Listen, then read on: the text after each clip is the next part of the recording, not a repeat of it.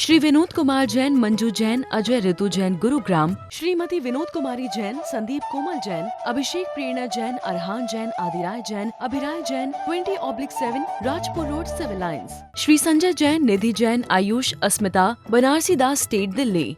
श्री सुभाष नीलकमल जैन, सिद्धांत अक्षरा सिंघई, हर्ष सुनैना जैन, खनक अरुण्या सिंघई एवं समस्त जताराजी परिवार, जबलपुर, मध्य प्रदेश। राकेश जैन, मुकेश जैन, राजीव जैन, निहित, राहुल, अंबुज, अंकुर, शुभम, गौरी, प्रियांक, अरहान, आयांश, नक्श जैन, कृष्णानगर, दिल्ली। शांति धारा के लिए संपर्क करें 9784857991। किसी भी राशि के लिए कोई आग्रह नहीं है। अति प्राचीन मनोरथपूर्ण मुनि सुव्रतनाथ अधीक्षक क्षेत्र, हस्तेड़ा, जयपुर से 65 किलोमीटर की दूरी पर सीकर रोड पर स्थित है। यहाँ 880 वर्ष प्राचीन विक्रम संवत 1209 1008 श्री मुनि सुव्रतनाथ भगवान की भव्य प्रतिमा विराजमान है। यह अधीक्षक क्षेत्र प्रवासी समाज द्वारा संचालित है। श्री सागर सविता जैन, ऋषभ विहार, Delhi. Shri Siddhant Jain, Prem Shanti apartment, civil line, Delhi. Sunita Jain, Sachin, Monika Jain, Disha Jain, Vinam Jain, 12A Shriram road, civil lines, Delhi. Shri Kund Mahila सभा, कुंद भारती, नई दिल्ली। तीन भुवन में सार बीते राग विज्ञानता, शिव स्वरूप शिविकार, नमो त्रियोग समार के। त्रिकालवर्ती पंचपरमेष्ठी भगवंतों को नमन करते हुए छहढाला ग्रंथ का स्वाध्याय प्रारंभ करते हैं।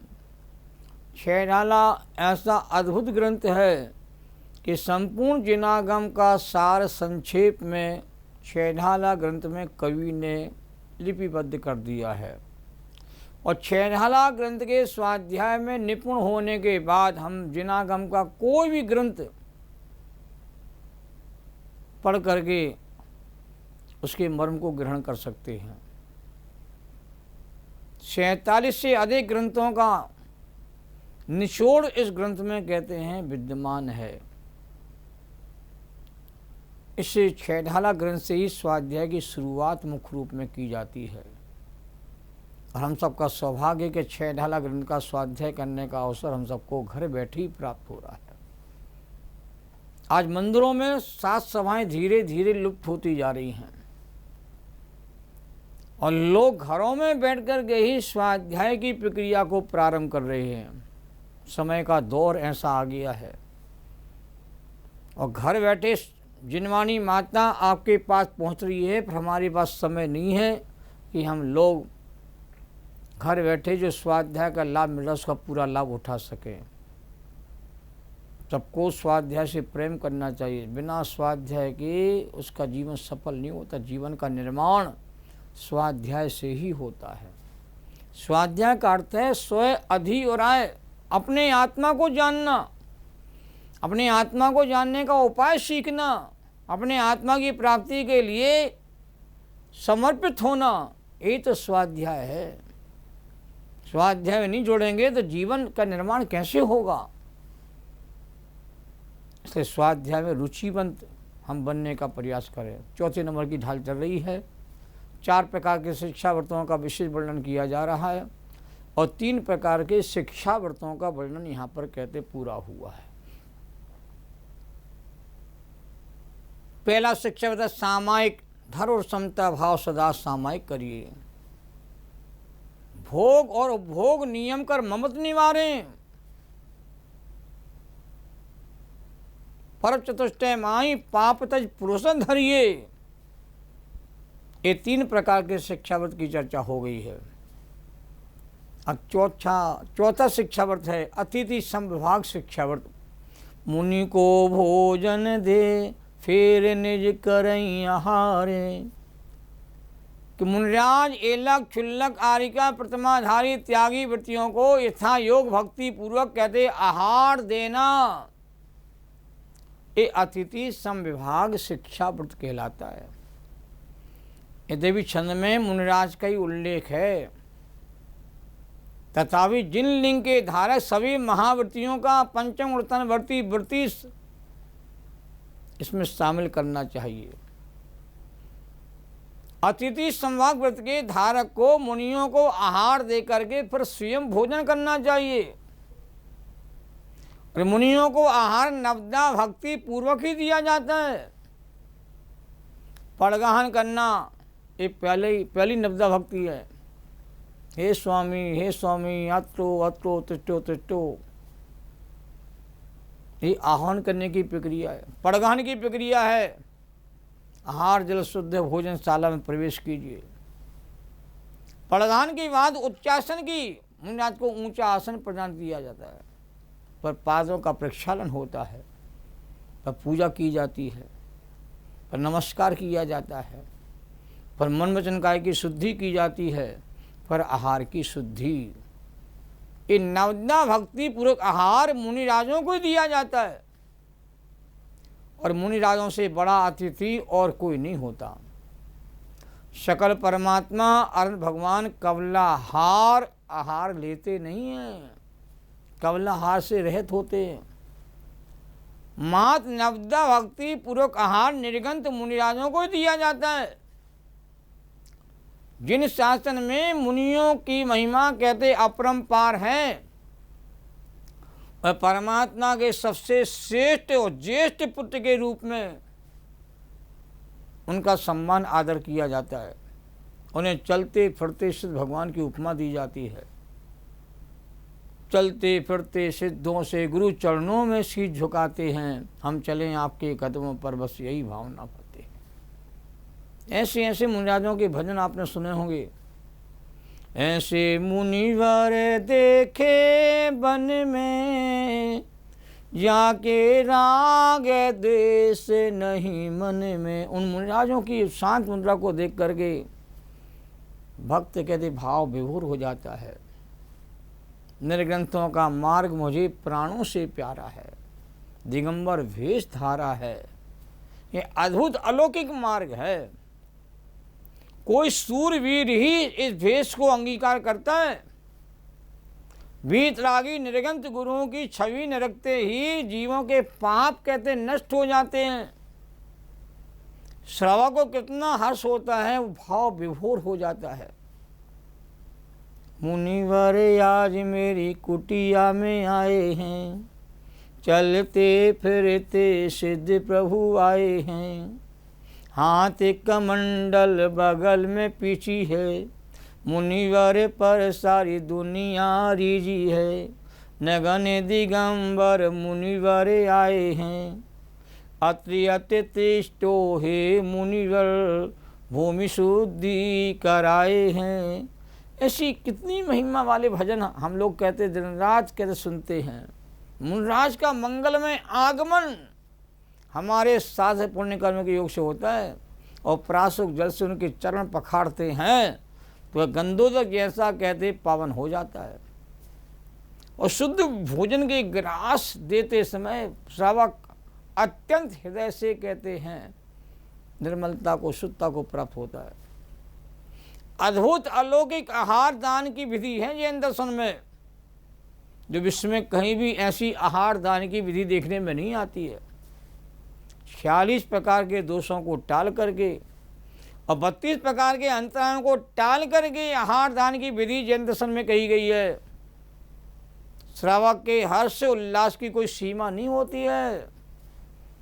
वह अपने जीवन को धन्य मानता है कि आज रत्नत्रयधारी मुनि का मंगलमय आगमन मेरी कुटिया में हुआ है। चंदन वाला धन हो गई मुनिराज की। महावीर स्वामी का जीवात्मा मुनिराज के रूप में जब विहार करता हुआ पहुंचता है, उसकी बेड़ियाँ खुल जाती हैं और मुनिराज को कहते आहार करा करके अपने जीवन को सार्थक करती है। जीवन धन हो गया, सारे पाप धुल गए मुनिराज के आगमन से। और मुनियों को जंगल में आहार की विधि भी कहते हैं, उनके महान पुण्य के योग से मिल जाती है।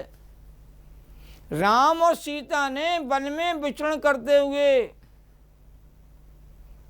अनेकों बार कहते हैं मुनिराजों को कहते हैं वन में आहार दान दिया है।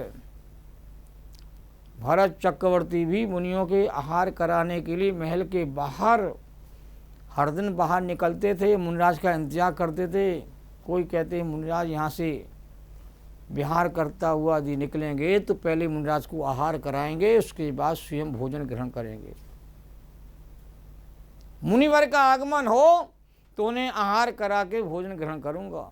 ऐसे संकल्प कहते, भाव कहते हैं, वृत्ति जीवों के होते, समदर्शी जीवों के होते हैं।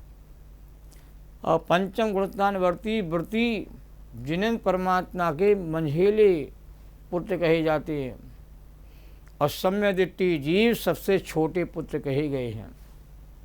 केली करें से मार्ग में जगमाही जिनेश्वर की लघनंदन। सम्यदिट्टी को जिन परमात्मा का सबसे छोटा पुत्र कहा गया है। ये सब पात्र जीव हैं।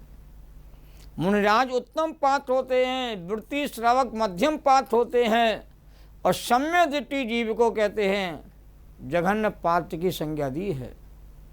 जब मुनिराज गांव शहर में पधारते हैं तो हर श्रावक को अत्यंत भक्ति का भाव मरता है कि आज मुनिराज को आहार कराने का अवसर प्राप्त होगा।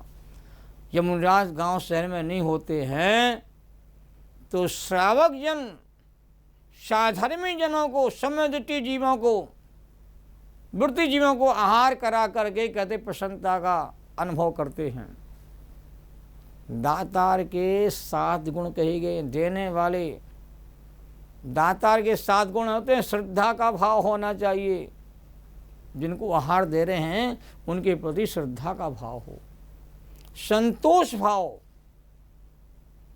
तुष्टि का भाव, दान देने अत्यंत आसक्त होकर के पात्र की प्राप्ति को परम निधान के समान लाभ मानना वह दातार का तुष्टि गुण है। मुझे 3 लोक की संपदा आज प्राप्त हो गई है मुनिराज को आहार दान दे करके।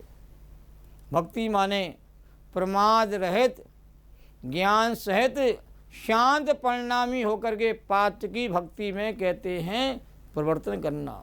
गुणेषु अनुरागा भक्ति, गुणों में अनुरागी होना। विज्ञान द्रवशेद काल भाव का भली भांति विचार करना योग, भक्ष्य पदार्थ का दान देना ही दातार का विज्ञान नाम का गुण है। अलुपता, उभय लोक के सुख की वांछा नहीं होना। मुनिराज को आहार दान दे करके मुझे पुण्य का लाभ मिलेगा, देवलोक में जाने का अवसर मिलेगा, ऐसे लाभ की वांछा कहते हैं नहीं होती है, सुख की वांछा नहीं होती है दातार को। क्षमा माने करुषता के योग होने पर भी किसी से रोष नहीं करना, वो शांत रहता है, क्षमाशील रहता है, क्षमावान रहता है। और सात्विक गुण, जिसके पास धन थोड़ा हो तो भी दान में अधिक उत्साही होता वो, और जिसके दान को देख करके बड़े दानी पुरुष भी आश्चर्य से युक्त हो जाते हैं। वह दातार का कहते सात्विक गुण है। 7 गुण वाला ही दातार होता है। तो श्रद्धा पूर्वक दान सत्य पात्र को दिया जाता है। उत्तम, मध्यम और जघन्य, ये 3 प्रकार के सत्पात्र कहे गए हैं। और अपात्र और कुपात्र दान कहते हैं ज्ञानी पुरुष नहीं देते हैं। और जो अपात्र कुपात्र दान करते हैं कुभो भूमि में जाके उनकी उत्पत्ति हो जाती है। और दीन दुखी जीवों को जो दान दिया जाता है वो दया भाव से किया जाता है, करुणा भाव से दिया जाता है। हमारे जैन धर्म में 4 प्रकार के दान की बात आती है। आहार दान, औषधि दान, अभय दान और ज्ञान दान। आहार दान में राजा श्रीयांश प्रसिद्ध हुए हैं। औषधि दान में श्री कृष्ण कहते हैं प्रसिद्ध हुए हैं। अभय दान में अनंगसरा नाम की कहते हैं जो कन्या थी वह प्रसिद्ध हुई है। और ज्ञान दान कौंडेश ग्वाला जो कुंद स्वामी का जीवात्मा था पहले भाव में, वह कहते ज्ञान दान में कहते प्रसिद्ध हुआ है। ये 4 कथाएं हैं, समय नहीं है इसलिए उनका वर्णन मैं नहीं कर रहा हूँ। पर दान दोगे तो दान का सुफल कहते जीव को मिलेगा। नरही मानता पूर्वक दान दिया जाता है। दान दे मन हर्ष विशेखें। दान के समय 3 का शामिल होना जरूरी है। देने वाला भी हो, लेने वाले भी हों, और जो वस्तु देना है वो वस्तु भी होना चाहिए। 3 नहीं होंगे दान की क्रिया नहीं हो पाती है। जब यहाँ आया अतिथि, तो मुनिराज से बड़ा अतिथि विश्व में कोई दूसरा नहीं होता। जिनके आने की कोई तिथि नहीं होती है उनको अतिथि कहा जाता है। तो जिनके आने की कोई निश्चित तिथि नहीं होती है और जो बता करके नहीं आते और अचानक आ जाते हैं, उन्हें अतिथि की संज्ञा दी जाती है। और मुनिराज को ही सच्चा अतिथि हमारे कहते हैं, जिन शासन में कहते कहा गया है। मुनिराज बता के कहीं नहीं जाते हैं, बता के जाएंगे तो उनके लिए आप स्पेशल व्यवस्था कर दोगे। उसके आरंभ में जो भी कहते हैं पाप लगेगा, उसका अंश भी मिलना चालू हो जाएगा सबको। इसलिए मुनिराज अचानक भी विहार करते करते पहुंच जाते हैं और जैसी व्यवस्था सहज रूप में होती उसको स्वीकार करके अपनी साधना में तल्लीनता को प्राप्त होते हैं। ये 5 प्रकार के अतिचार भी हैं अतिथि संभाग व्रत के, कि सच्चित पदार्थों में रख के भोजन को नहीं रखना। दूसरा अतिचार है सचितता विधान, सचित पत्ते आदि से ढके हुए भोजन आदि को कहते नहीं देना। पर व्यपदेश, दूसरे दाता की वस्तु को दान में नहीं देना चाहिए। मास्टर, अनादर पूर्वक दान देना, ये 4थे नंबर का अतिचार है। दूसरे दातार से ईर्ष्या ही मत करो कि इनके यहाँ हार हो गया और हमारे यहाँ नहीं हो पाया है, ऐसे भाव मत लाओ। कहीं भी हार हुआ है, मुनिराज का हार देख करके हम उसकी अनुमोदना करें। आप लोगों ने पुराणों में एक प्रश्न देखा होगा कि मुनिराज का हार वन में हो रहा था। सिंह, नेवला, ये कहते हैं मुनिराज के हार को देख देख के प्रसन्नता का अनुभव कर रहे थे। बंदर भी था, सिंह भी था, नेवला भी था, और ये सब मुनिराज के हार को देख के गदगद कहते हो रहे थे, प्रसन्नता का अनुभव कर रहे थे। वही बाद में जाके कहते आज में भगवान के पुत्र बन करके मोक्ष को प्राप्त हो गए। तो आहार दान की अनुमोदना करने वाले भी निकट भव्य हो जाते हैं, अल्पकाल में मोक्ष को प्राप्त करने के अधिकारी हो जाते हैं।